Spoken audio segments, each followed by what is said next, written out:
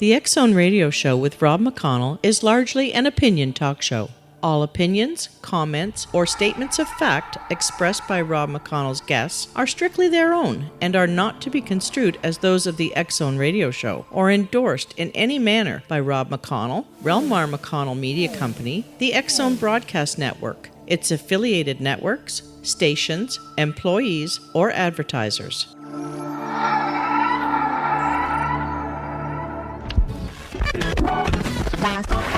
All Hit Radio.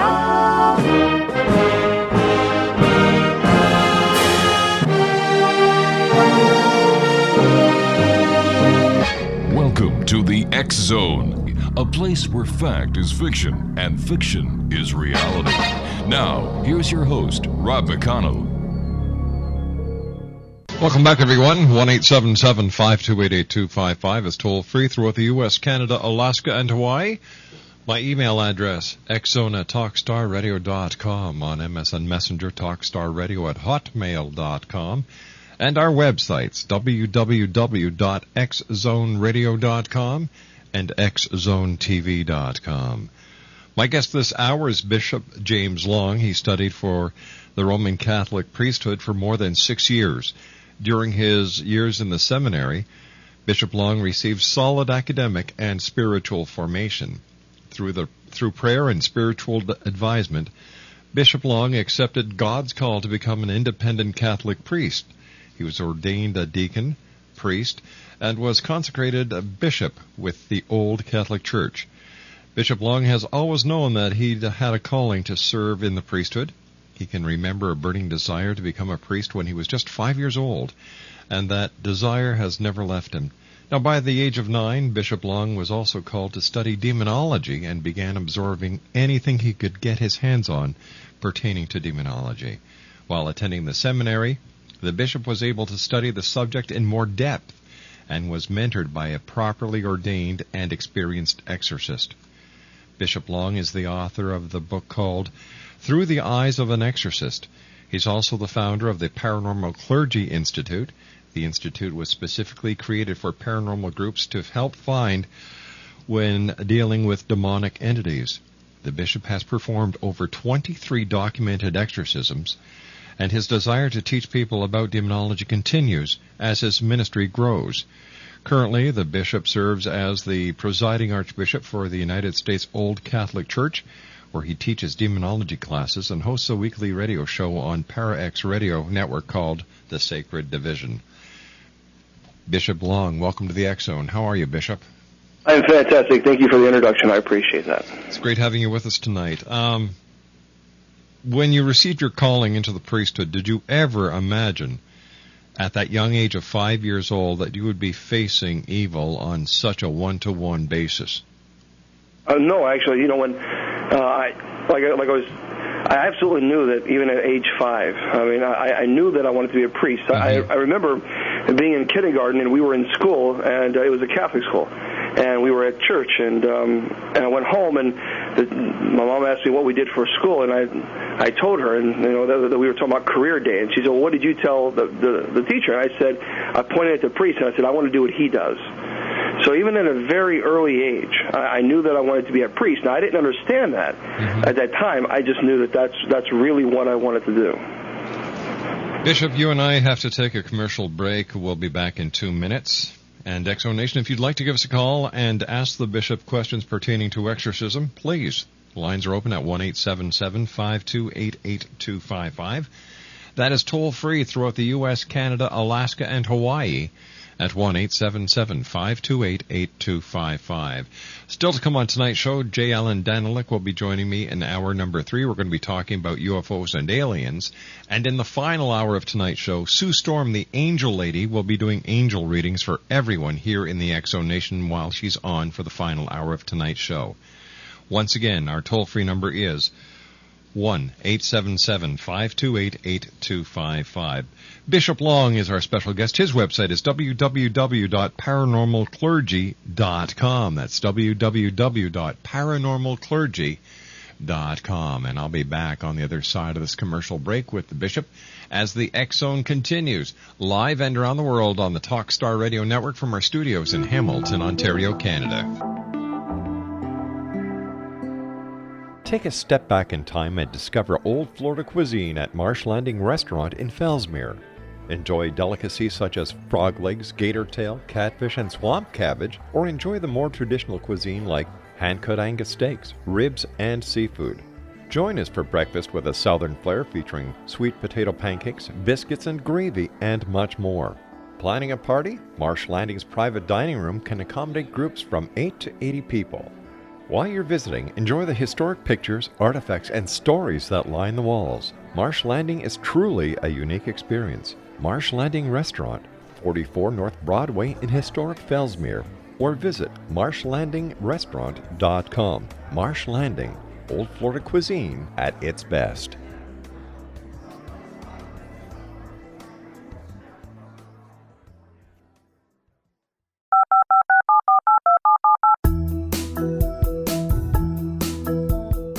Did you know that when you're on the road with limited data or Wi-Fi, you can still listen to the X Zone Radio Show with Rob McConnell, The Science of Magic with Gwilda Wiyaka, X-1, Dimension X, Space Patrol, and every minute of the X Zone Broadcast Network by calling 213-401-0080, courtesy of Audio Now.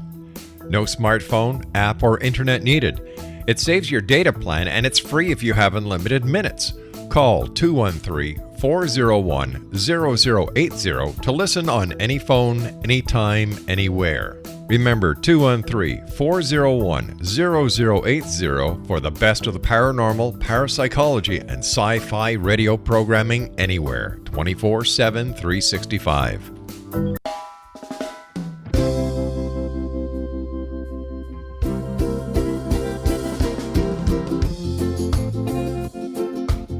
This is Johanna Carroll, host of Dialogue with Divinity on the X Zone Broadcast Network. While walking along Kaanapali Beach in Maui this past year, I kept discovering all these shells and coral in the shape of hearts. My dialogue with Divinity was very simple. Do you want me to do a retreat to heal people's hearts in Maui next year? And of course, the answer was yes. As a master spiritual teacher, I am offering you a neat retreat called Rise, May 8th through the 12th, 2017, and the chance of a lifetime to rest at a 5-star resort for 5 days and experience a spiritual renewal of your heart and soul. Kaanapali is one of the top 5 beaches in the world. This stunning resort has undergone a $40 million renovation. I walked the entire property, checked out the room choices on your behalf, and I must say it is stunning. Our conference room faces the ocean with sliding glass doors. Maui is known as Mother Maui because it is a soft, gentle, healing energy. In the embrace of Mother Maui, you will feel yourself rising from the limitations of an ordinary life to an extraordinary journey of peace, bliss, and harmony. A greater sense of clarity. Our Rise retreat ignites renewal in the sacred elements of air, water, earth, fire, and wind. There's plenty of free time to enjoy all that Maui has to offer. A small deposit is required now to reserve your space, as this retreat, it will sell out. For more details, please go to johannacarroll.com and register today. Aloha, and I'll see you in mystical Maui.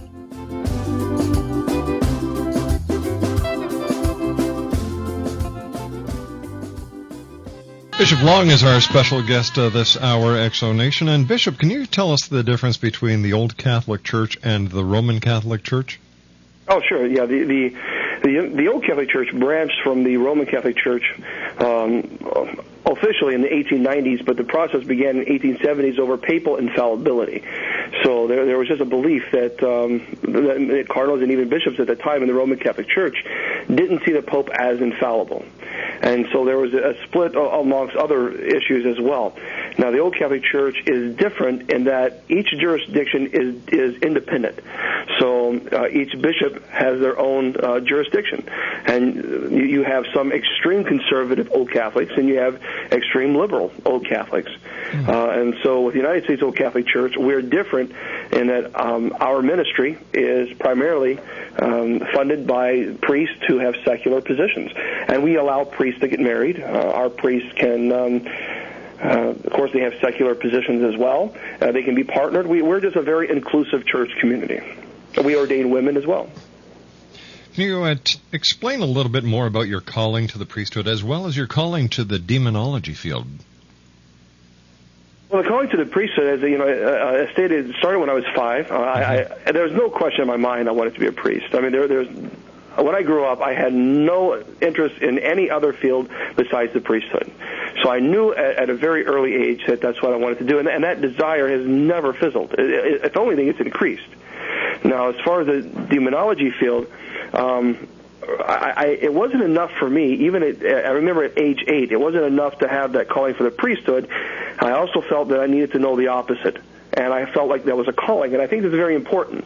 When I talk about demonology is a calling. It is a ministry.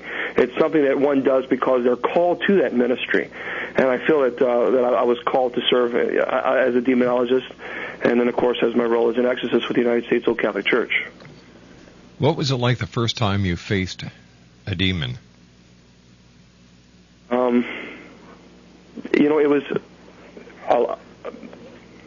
It was frightening, and I think probably the worst case situation was a diabolical possession.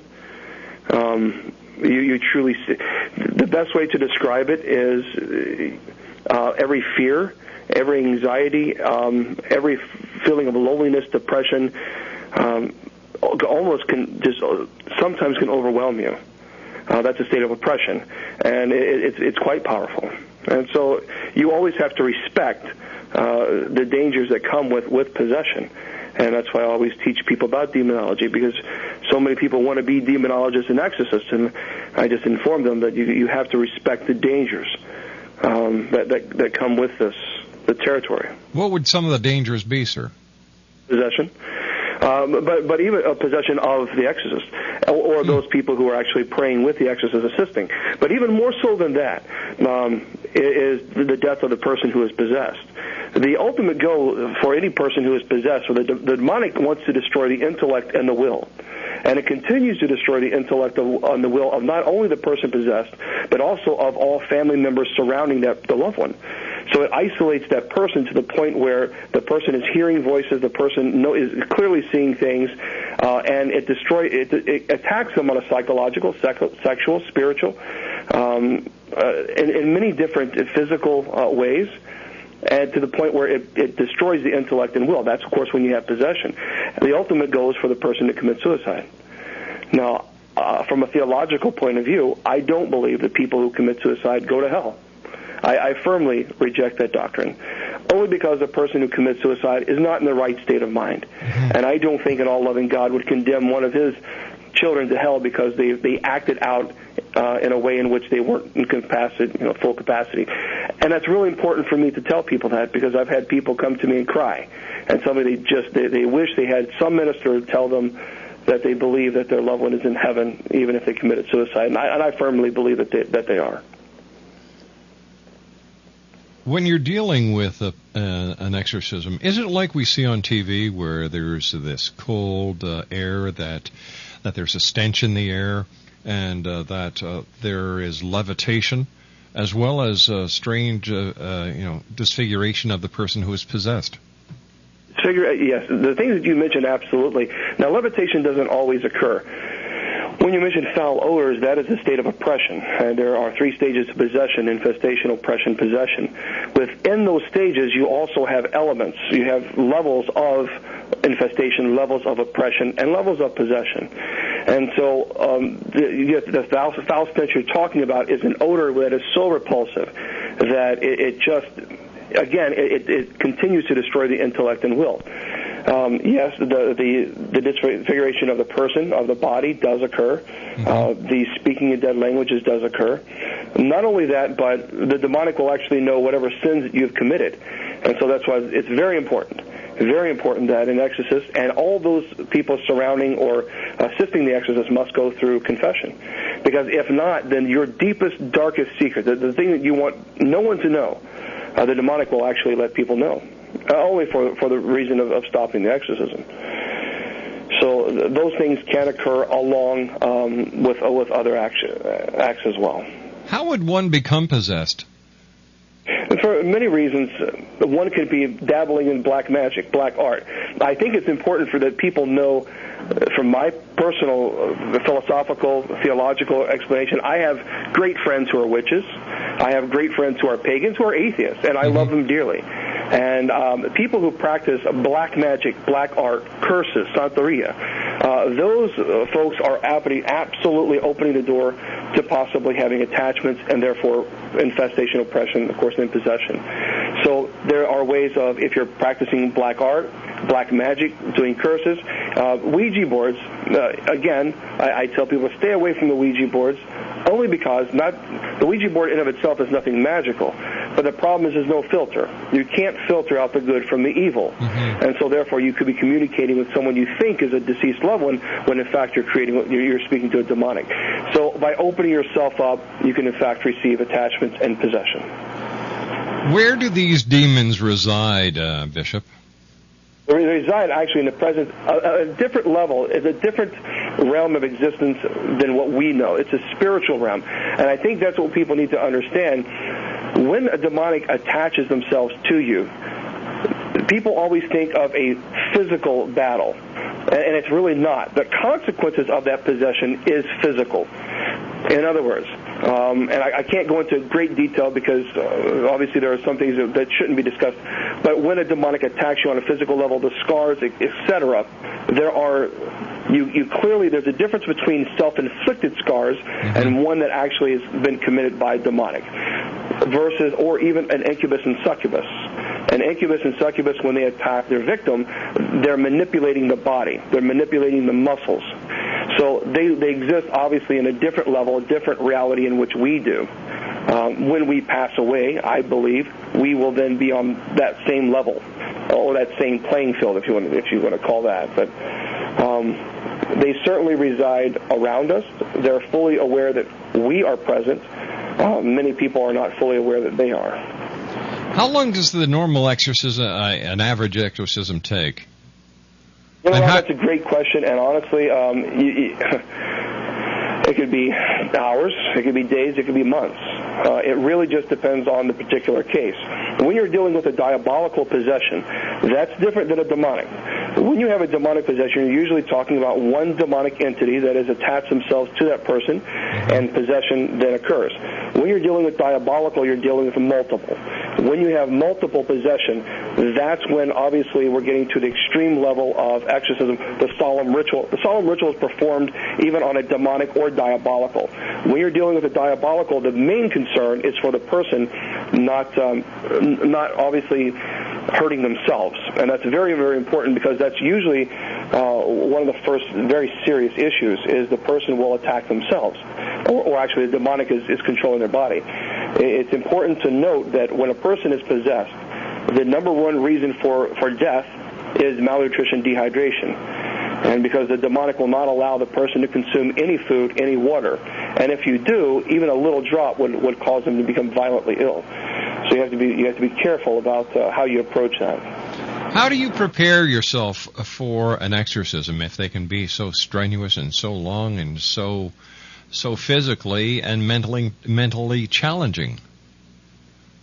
That's a great question, and of course there's fasting, there's prayer, there's spending time in what Catholics call Eucharistic adoration, spending time with the Eucharist, and just remembering it's very important. One of the most important things I think as an exorcist is it's very important to remember to check the ego.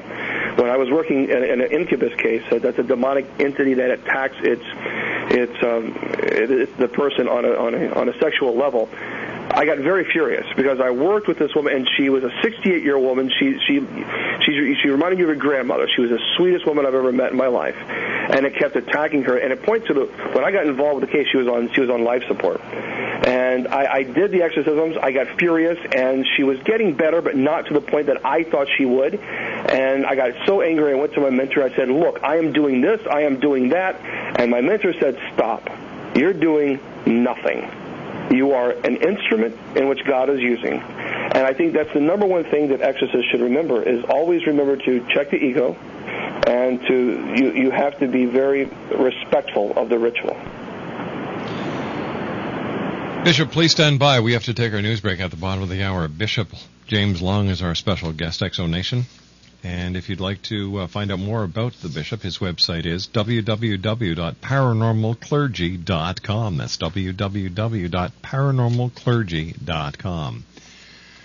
Bishop James Long and I will be back on the other side of the news as the X Zone continues live and around the world on the Talkstar Radio Network. Still to come on tonight's show, Jeff Danlick and I will be discussing UFOs, and in the final hour of tonight's show, the Angel Lady will be doing angel readings for one and all who give a call to 1-877-528-8255. My name is Rob McConnell, and this is the X Zone, and we're live and around the world on the Talkstar Radio Network from our studios in Hamilton, Ontario, Canada. This is the X Zone Broadcast Network, broadcasting worldwide on broadcast affiliates and satellite program providers, including CNN Broadcast Network, Sirius Satellite Network, Star Media, Good News Radio Network, Angel Broadcast Network, Wiki Broadcast Network, and WPBN TV. For more information on the X Zone Broadcast Network, visit us at www.xzbn.net.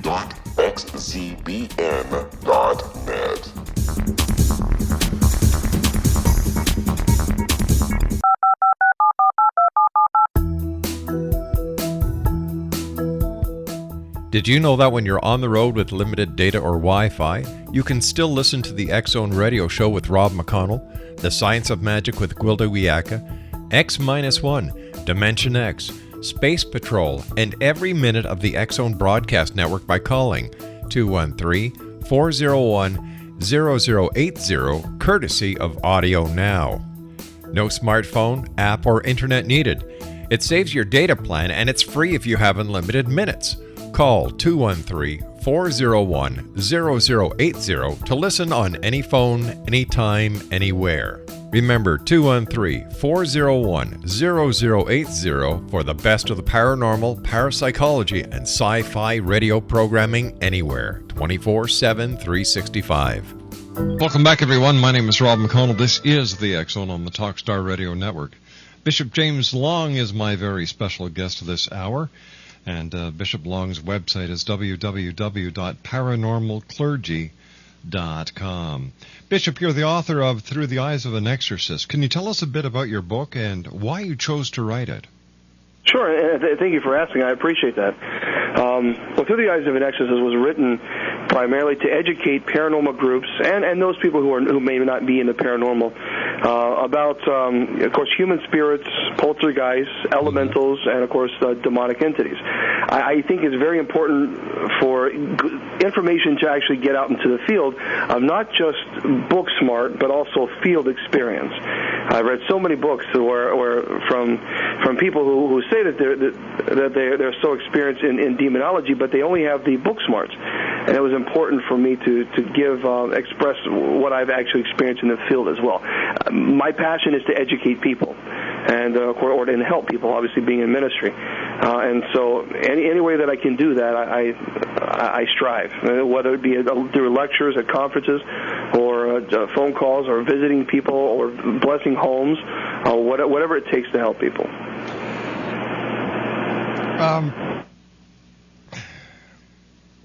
How dangerous is it for a member of a paranormal group who does not have the training or the experience that you have to try and exorcise a person or even bless a house where there's the possibility of demonic possession?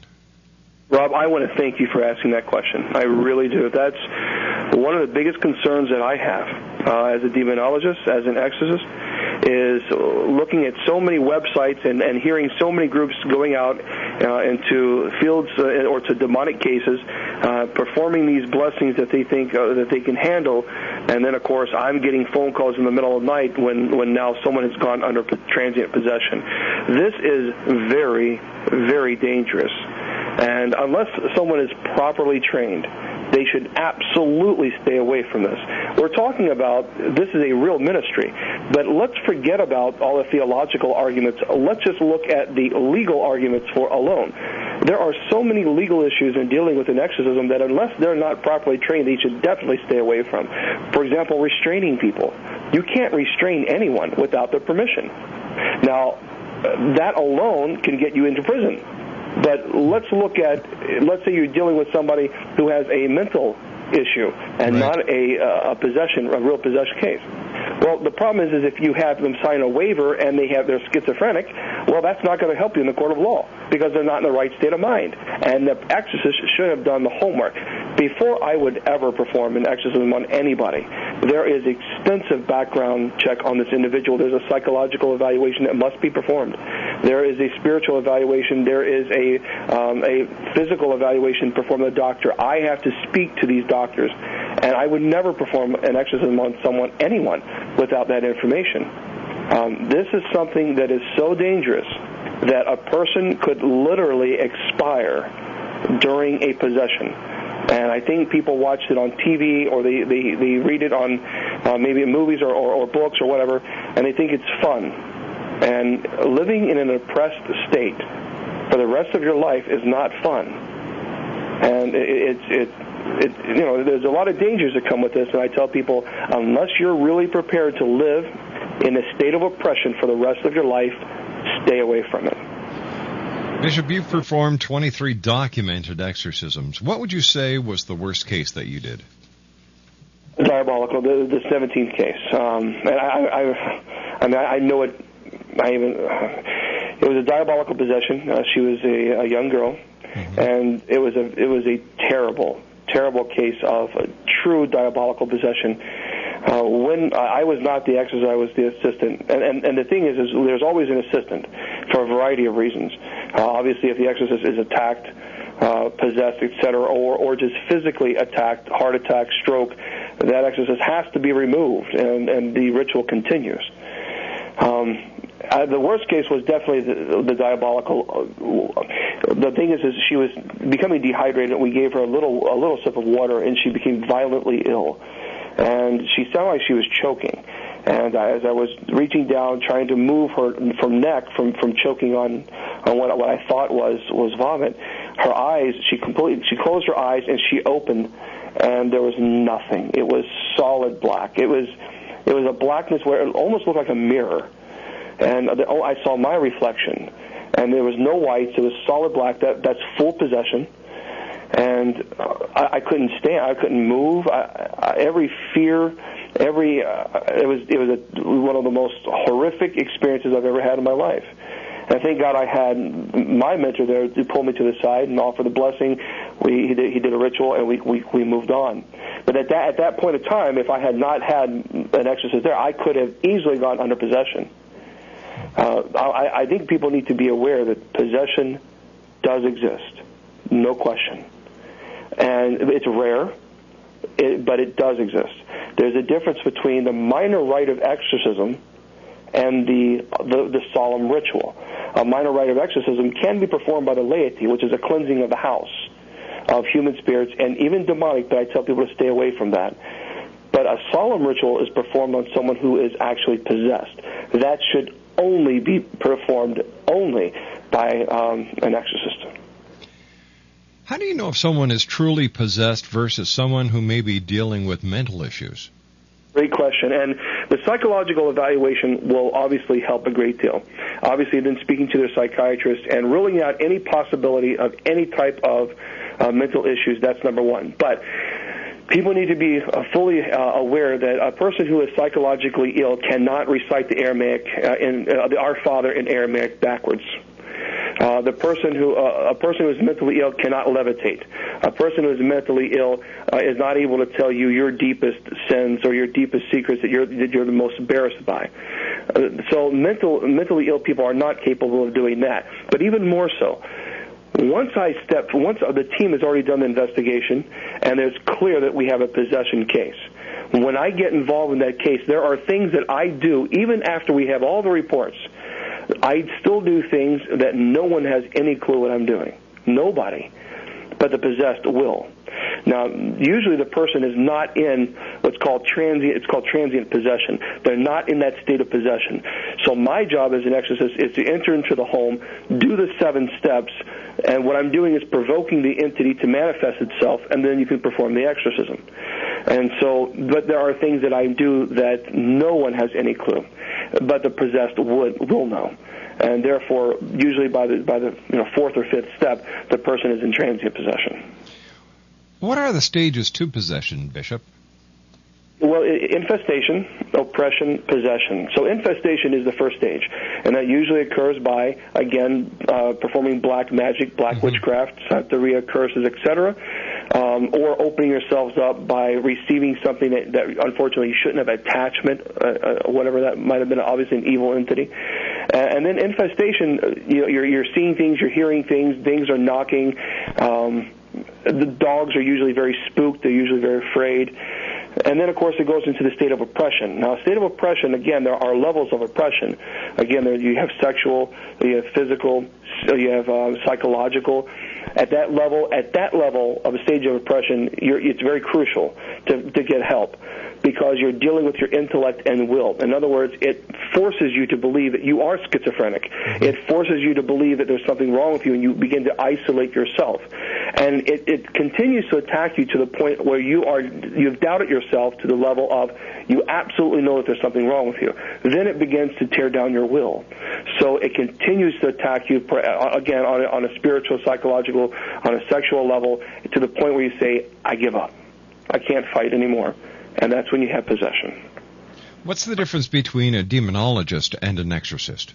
Great question. A demonologist is one who studies demonology. But it needs to be understood that a demonologist, again, is a calling. That is a ministry. And if one is not called to serve in that type of ministry, they should really stay away from it. A demonologist is not the same thing as an exorcist. Those are completely 2 different things. An exorcist is the one who performs the solemn ritual of exorcism. Now, the demonologist does not. For example, my good friend John Zaffis. John is not an exorcist. John is a demonologist, and he's never performed an exorcism. He would never perform an exorcism because he's not an exorcist. An exorcist is one who is ordained, who is properly trained, who knows the law, who knows what the ramifications of performing the exorcism, and then, of course, performs one if there's one that's required. Of course, with the bishop's approval. So, big difference between an exorcist and a demonologist. What do you take with you when you go to do an exorcism? Do you bring holy water? Do you bring crucifixes, prayer books? What would you bring? I certainly bring the holy water. I have a rosary that was given to me by my mentor. I always bring that. I also bring the Eucharist. Now, it's very important that the Eucharist, you have to be very cautious. I celebrate the liturgy after, of course, an exorcism, or even a blessing on a home. That way, it's the cleansing of the home. It's important, however, that during the solemn ritual of exorcism, that the Eucharist is not used as a tool, because obviously the demonic will desecrate the Eucharist. So for Catholics, especially for old Catholics and Roman Catholics as well, the Eucharist is the true presence of Christ, and so we don't put obviously the Eucharist in a situation where it could be desecrated. But there's also, of course, we have incense, and there are other things that I use as well that as an exorcist we can't really get into a whole lot of stuff, but sacred chrism among other things. Why does holy water work during an exorcism? Isn't holy water just water blessed? Sure, it's invoking the Holy Spirit, obviously. If you think about this, if you think about an evil or a negative energy, obviously coming in contact with a positive energy. And that's why I tell people all the time to be careful about spraying holy water on perhaps maybe a case or a home that might be demonically infested, because the problem is you're going to get a reaction, positive and negative. You're going to get a reaction. There was, for example, a case in which a paranormal group claimed to have an exorcist on their team, and the wife said that her husband was going in and out of transient possession, and they told her to put a Bible as well as holy water under his bed. Well, that's the worst thing you can do, because those things are actually going to provoke the entity to manifest itself. The person is going to go into possession. And that, in fact, that's exactly what did happen. And I was called out in that case, and we got involved. But any type of holy object, it doesn't necessarily have to be holy water. Any type of holy object that comes in contact with an unholy entity, it's going to be a reaction. And again, I think I need to stress that I am one of the most open-minded people that you will see and that you'll ever meet, because, again, I have friends who are Wiccans and pagans, and many of those folks have objects as well that they consider very holy, and I respect that. And so a holy object that you have faith in that combats evil is what you use. Bishop, what are your thoughts about people who just want to get into this for the sake of something to do? You know, why is there the fascination with some people in today's society to want to challenge the demons?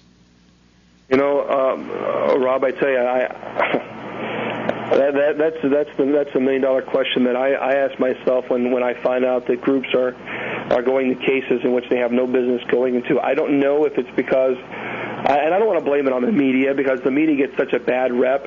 The media is entertainment, but I think people, it is this, I guess, the mystique of it, and I don't know why. That's why I'm out there telling people that unless they're called to this, they really should stay away, because honestly, Rob, the state of oppression that a demonologist and most certainly an exorcist live through on a daily basis is overwhelming. And that's my message for people. That I always tell people, never act with a doubtful conscience. You may allow an evil to occur. It means simple this. If you're a paranormal group and you believe that there's a demonic case, someone says there's a demonic in my home, I need help. If you go into that case and you're going in and you think, you know what, this could be real, well, then don't go in. Because if you do, you can allow an evil to occur, which is demonic, could attack you or could increase and hurt the family. Bishop, please stand by. We have to take our final break. Exo Nation, Bishop James Long is our special guest. His website is www.paranormalclergy.com. That's www.paranormalclergy.com. The good Bishop and I will be back on the other side of this commercial break as the X-Zone continues live and around the world from our studios in Hamilton, Ontario, Canada, right here on the Talk Star Radio Network. Once again, for more information on Bishop Jeffrey Long, his website is www.paranormalclergy.com. That's www.paranormalclergy.com. This is the X-Zone Broadcast Network, broadcasting worldwide on broadcast affiliates and satellite program providers, including CNN Broadcast Network, Sirius Satellite Network, Star Media, Good News Radio Network, Angel Broadcast Network, Wiki Broadcast Network, and WPBN TV. For more information on the X-Zone Broadcast Network, visit us at www.xzbn.net.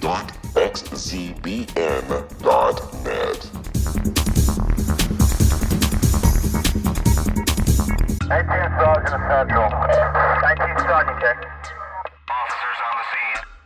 Hi, I'm Larry Lawson, host of Paranormal Stakeout. With over 36 years in law enforcement, I have learned a few things. The most important is the proper gathering and preservation of evidence is vital to putting the bad guy behind bars. It's no different in the world of paranormal investigation. Whether it's the search for the afterlife, cryptozoology, UFOs, and extraterrestrials, how we gather the evidence, preserve that evidence, and present it to a jury of our peers will make the ultimate difference in proving the existence of worlds and entities that are beyond our imagination. Join me, Larry Lawson, every week on Paranormal Stakeout when, along with my guests, we'll take a journey to prove with indisputable evidence what man has struggled to believe for centuries. Go to xzbn.net for the broadcast schedule and check me out at paranormalstakeout.com.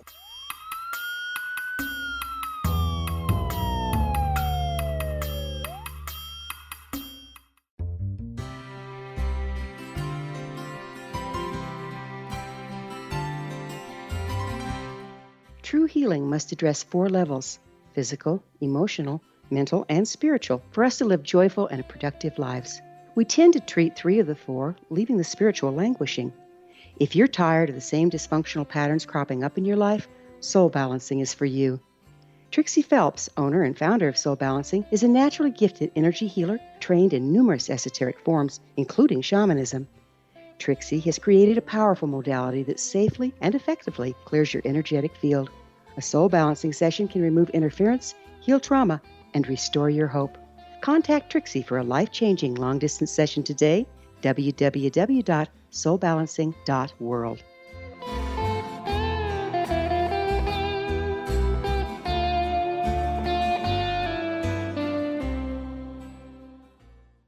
Bishop Long is our special guest, www.paranormalclergy.com. That's www.paranormalclergy.com. Bishop, how can someone tell if a loved one of theirs is possessed? Of course, there's, and that's a great question. And one thing that needs to be understood is that a lot of these things that you can see can actually be other issues as well. Mm-hmm. But of course, when a person's personality completely changes, when they become violently ill or act out in an abusive way, when religious prayers are cited, when religious objects are brought forth to them, of course, they will again go into transient possession. There are things where catatonic state. Well, I don't want to get into a whole lot of state here, a whole lot of information, but there are signs that a person will do. Like, for example, a person who's possessed will look as if they're in a catatonic state, but that can also be a neurological issue. Mm-hmm. And so there are things you continue to do to determine whether or not, obviously, if you're dealing with a person who's under possession. But the person becomes isolated. The person has wanting nothing to do with you. The person. There are many times in which the person will lose their bowels because, again, that's destroying the intellect and will. And it's important to remember the demonic will manipulate the body, the muscles, etc., and anything that it can do to obviously cause stress upon the body, upon a person, then it will do it. And so there's a variety of things that a person will do to make the alarm. I mean, if your loved one is obviously becoming isolated, when nothing to do with the family, is becoming sick into the stomach, or become violent during religious prayers, obviously that could be an issue. What kind of what special projects are you working on now, Bishop? Gosh, we are so busy with blessing homes and talking to people on a spiritual level and just helping people. We never charge for our services. This is something that I'll never, ever charge, ever, for an exorcism, certainly an exorcism, or even a blessing, and I can't. The moment that I begin to charge is the moment that my pride can get in the way, and then my intentions become impure, because I look at this as a value, as a dollar, instead of actually helping the person who's truly needing help. And so I'm so busy. I'm just swamped with helping so many people who just need blessings and just, I guess, counseling, spiritual counseling. There's a lot of other things that we're looking at. Of course, I'm looking into writing another book. I've had so many people ask me, can you please write about the cases? And obviously, I was debating on it, but I think I will. But obviously, we're going to be very generic as far as the name, certainly, for respect of the victims. But I think for the people to actually see what an exorcist endures and the cases that he or she may endure, I think people should be aware of it, and I think I should educate people. So there's a book that, Through the Eyes of an Exorcist 2, Case Files. I'm looking into starting that. Bishop, we have to say so long for tonight, but I do want to thank you so much for joining us tonight. It's been a great hour. And continued success to you, and may you go with God and go with peace. Thanks, my friend. I appreciate it for the invite. Take care, Bishop. Bishop Jeffrey James Long has been our guest this hour. www.paranormalclergy.com. That's www.paranormalclergy.com. When I come back from the news at the top of the hour at 6.5 minutes past, J. Allen Danilek joins me. We're going to be talking about UFOs and aliens right here on Talkstar. Don't go away.